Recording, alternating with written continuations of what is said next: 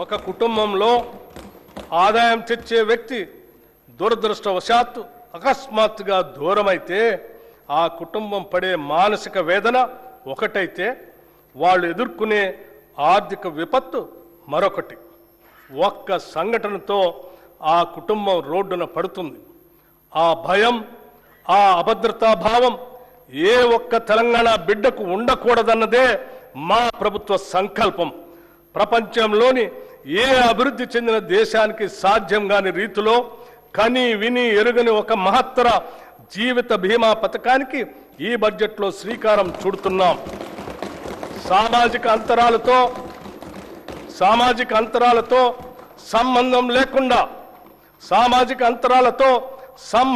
లేకుండా పేద మధ్యతరగతి ధనిక అనే తేడా చూడకుండా రాష్ట్రంలోని 1,15,00,000 కుటుంబాలకు ప్రతి కుటుంబానికి 5 లక్షల రూపాయల జీవిత బీమా అందించే విధంగా జూన్ 2, 2026 నుండి ఇందిరమ్మ కుటుంబ జీవిత బీమా పథకంను నూతనంగా ప్రవేశపెడుతున్నాం.